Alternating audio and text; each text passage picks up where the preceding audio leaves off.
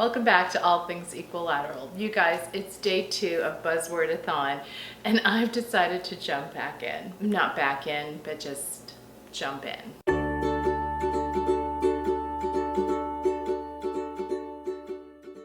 Kayla over at Booksandlala does this wonderful readathon called Buzzwordathon, where she picks subject or word in a title of the book. And the past ones have been like girl, that's the only one I can think of course.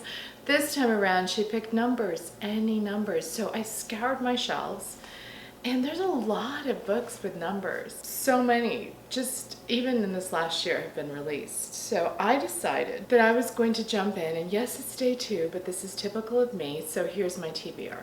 It's a short one. I've been wanting to read this book ever since J.K. Rowling talked about it, and Philip Pullman actually blurbed it. He said, "This kind of fun will never fail to delight."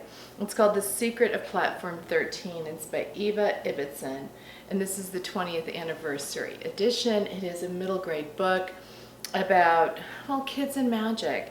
It's Platform 13 at King's Cross Station hides a remarkable secret. Every 9 years, a doorway opens to an amazing, fantastical island, and its occupants come visiting. But the last time the door was opened, the island's baby prince was stolen from the streets of London. Now, 9 years later, a rescue party led by a wizard and an ogre is back to find him and bring him home. I mean, doesn't that sound cute? It's also super short, so. And she's written another book called, I think it's like Witch Witch. It makes me think of witch. Yeah, it's called Witch Witch. Makes me think of that which is which.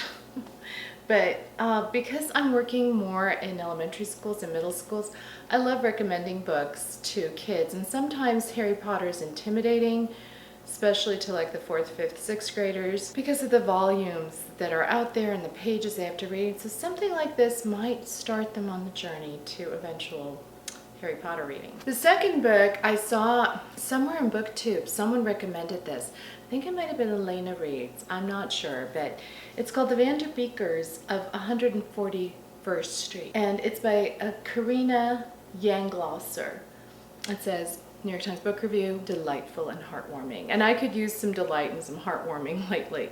It's 5 days before Christmas. Oh, I could have used this for 'Tis a Season-a-thon. And the Vanderbeeker children should be dreaming about sugar plums and presents, but when their curmudgeonly landlord mysteriously refuses to renew their lease, the 5 siblings must find a way to change his mind before New Year's. All they have to do is show him how wonderful they are, right? But as every well-intentioned plan goes comically awry, what the Vanderbeekers ultimately need is a Christmas miracle. Funny, heartfelt, and lively as any street in Harlem, this cozy family novel is about connections we make and the unexpected twists and turns life can take.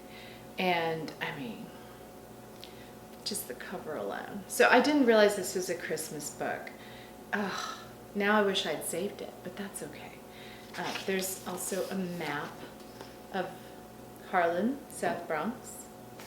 You know, I love books with a map. It just sounds like one of those books that I just love reading. Family stories will always get me. And the last book, because Sophie's never far away from the romance genre, Christina Lauren's Twice in a Blue Moon. So numbers you can do for a second. Twice I think qualifies. Just a stunning cover, and it's by Christina Lauren. And I love those two. This is about Sam and Tate, and after a whirlwind vacation abroad, they fall for each other in the only way that first loves do, sharing all their hopes, dreams, and deepest secrets along the way. Then something happens, they kind of fall apart, and 14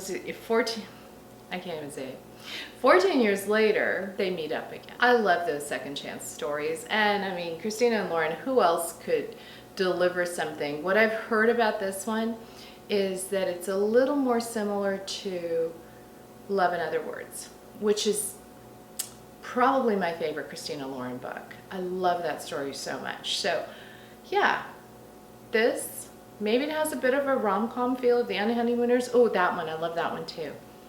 I'm just gonna go through their whole catalog of books now, right?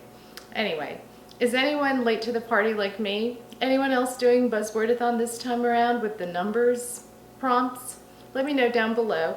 Give me a like, won't you? Hit subscribe and hit the bell icon, because say it with me. You never know when I'm gonna post. Thanks so much for watching.